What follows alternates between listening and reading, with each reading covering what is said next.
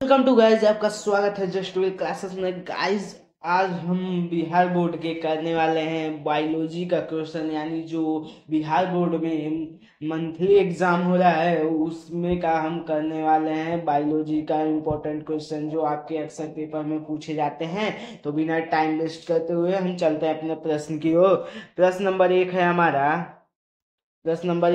जब संतति की उत्पत्ति एकल जनक द्वारा होती है तब यह क्या कहलाता है। मतलब यानी कि जब शिशु की जन्म होती है, यानी कि जब संतान की जन्म होती है तो उस विधि को क्या कहते हैं। तो उस आंसर होगा आपका ऑप्शन बी, अलैंगिक जनन। तो चलिए दूसरा प्रश्न नंबर 2 है हमारा, मुकुलन द्वारा जनन किसमें होता है। मुकुलन द्वारा जनन किसमें होता है। तो इसका आंसर हो जाएगा आपका ऑप्शन ए, ईस्ट में। प्रश्न नंबर 3 है हमारा, मानव युग्मक में गुणसूत्र की संख्या होती है। गुणसूत्र की संख्या होती है, कितनी होती है। तो यहाँ पर आपका आंसर हो जाएगा ऑप्शन बी, 23। अब चलते प्रश्न नंबर 4 है हमारा, अंड प्रजक है। अंड प्रजक है क्या है। अंड प्रजक है यानी कि अंडे देने वाले कौन से जीव हैं। तो यहाँ पर आपका आंसर हो जाएगा ऑप्शन डी, इनमें से सभी। यानी कि मुर्गी भी आपका अंडा देगी। मुर्गी, सांप, मगरमच्छ, ये तीनों अंडे देने वाले जीव हैं। तो चलिए चलते हैं अगले प्रश्न की ओर। प्रश्न नंबर 5 है हमारा, द्विगुण है। द्विगुणित है, इसका क्या होगा। तो इसका आंसर होगा आपका ऑप्शन डी, ए और बी दोनों द्विगुणित है, यानी कि अंड और परागय दोनों।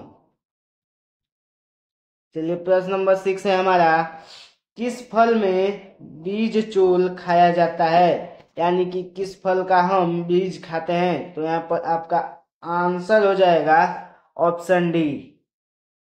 यहाँ पर आपका आंसर होगा ऑप्शन डी, सभी हम खाते हैं। जायफल, लीची, शरीफा, सबका हम फल ही खाते हैं। अब चलिए चलते हैं प्रश्न नंबर 7 की ओर। प्रश्न नंबर 7 है, ECO-R1 एंजाइम का स्रोत है। तो इसका आंसर होगा आपका ऑप्शन बी, इकोली।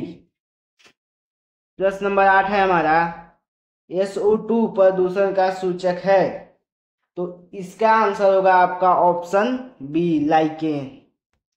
प्रश्न नंबर 9 है हमारा, टी लिम्फोसाइट्स उत्पन्न होता है। टी लिम्फोसाइट्स उत्पन्न होता है, किससे उत्पन्न होता है। तो यहाँ पर आंसर हो जाएगा ऑप्शन ए, अस्थि मज्जा से। अस्थि मज्जा से उत्पन्न होता है। प्रश्न नंबर 10 है, भूपोषण में कितने गुणसूत्र होते हैं। भूपोषण में कितने गुणसूत्र होते हैं। ए एन बी 2 है, C3 है। कितने होते हैं। तो यहाँ पर आंसर हो जाएगा आपका ऑप्शन सी, 3N। तो चलिए चलते हैं हम अपने प्रश्न नंबर 11 की तरफ। प्रश्न नंबर 11 है हमारा, प्रश्न नंबर 11 है, वायु प्रगति पुष्प सामान्य होते हैं।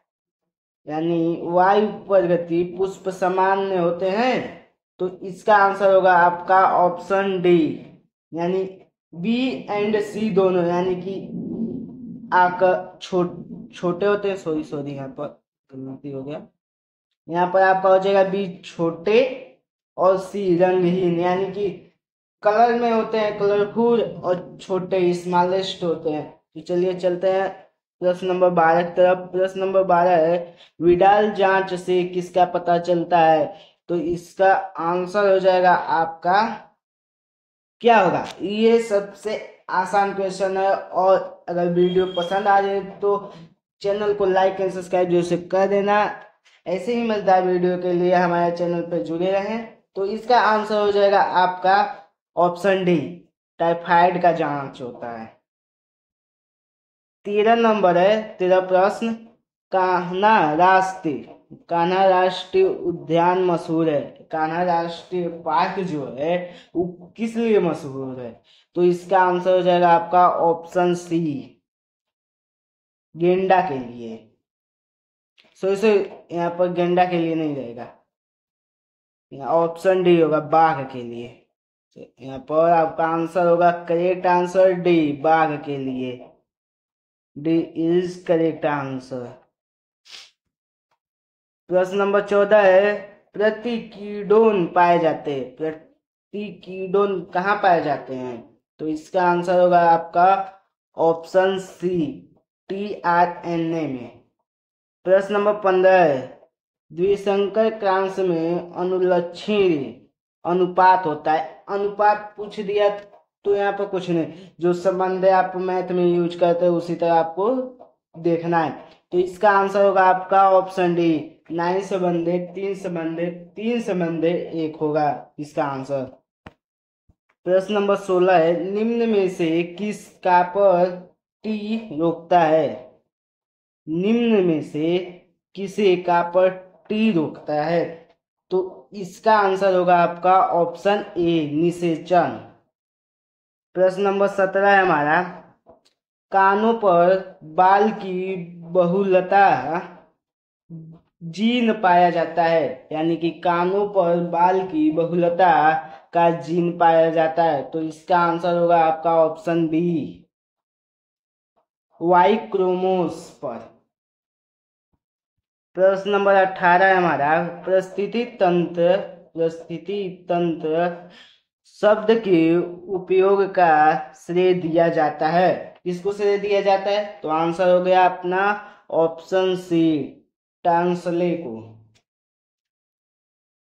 19 नंबर प्रश्न, प्रत्येक पादप कोशिका से पूर्ण पौधा बन सकता है, इस गुण को कहते हैं, यानी कि प्रत्येक पादप कोशिका, यानी कि जो छोटे पौधे होते हैं, जो छोटे पौधे होते हैं वह पौधा यानी कि पेड़ बन सकते हैं, इस गुण को क्या कहते हैं?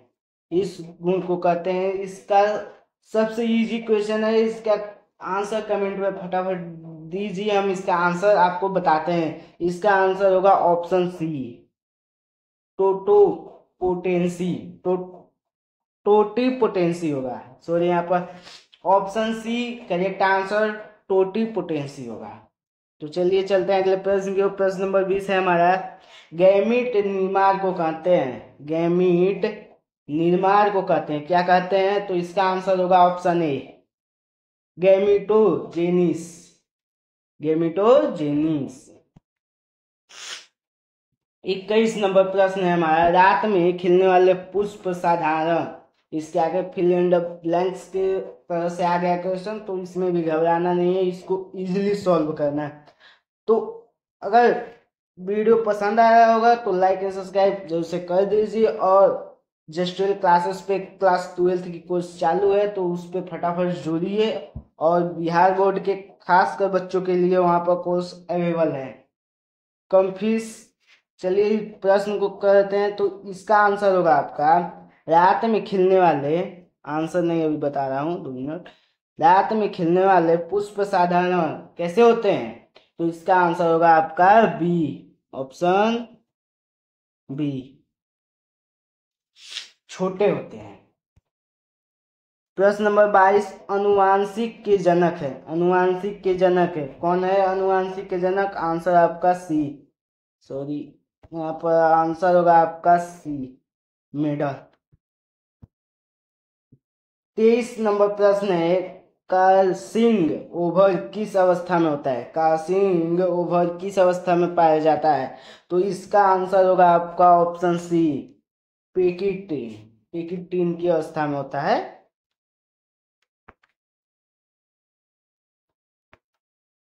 प्रश्न नंबर 24, न्यूक्लिक अम्ल पॉलीमर है, न्यूक्लिक अम्ल पॉलीमर है, क्या है? पॉलीमर। तो इसका आंसर होगा आपका ऑप्शन ए, न्यूक्लियोटाइड का। 25 नंबर प्रश्न है हमारा, एलिफेंटिस का कारण है, एलिफेंटिस का कारण है, तो इसका आंसर हो जाएगा आपका ऑप्शन सी, बेचिलिया, बेचिलिया होगा आपका। प्रश्न नंबर 26, बायोगैस है, बायोगैस कौन है? CO2, H2S, CH4 इनमें से सभी। क्या होगा इसका आंसर? इसका आंसर होगा ऑप्शन सी, मीथेन। जो मीथेन होता है वही बायोगैस होता है, इसका सूत्र है CH4। प्रश्न नंबर 26 है, पीसीआर से जांच होती है। पीसीआर से किसकी जांच होती है, किस बीमारी की? टीबी का, CH4 का, कैंसर का, इन सभी में से यानी कि जांच होती है। हमारा ऑप्शन बी सही रहेगा, कैंसर का जांच किया जाता है पीसीआर से। प्रश्न नंबर 28 है हमारा, निम्न में से कौन उभयलिंग श्रेयी पादप नहीं है? कौन उभयलिंग श्रेयी पादप नहीं है? तो इसका आंसर क्या होगा? इसका आंसर होगा ऑप्शन ए। इसका आंसर ऑप्शन ए, पपीता, जो उभयलिंग नहीं है, एक लिंगी है। विश्व पर्यावरण दिवस मनाया जाता है। विश्व पर्यावरण दिवस किस तारीख को मनाया जाता है और किस महीने को मनाया जाता है? इसका आंसर होगा 5 जून को। प्रश्न नंबर 30 और ये आज का आखिरी लास्ट क्वेश्चन है आपका। मीथेन का प्रमुख स्रोत है। मीथेन का प्रमुख स्रोत कौन है? ऑप्शन बी, धान गेहूं।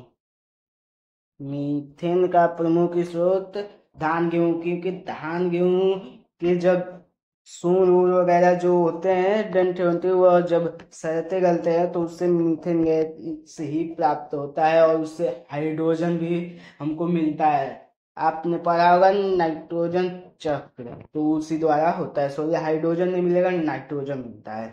तो आज के लिए बस इतना, मिलते हैं नेक्स्ट वीडियो में। Tata, bye bye.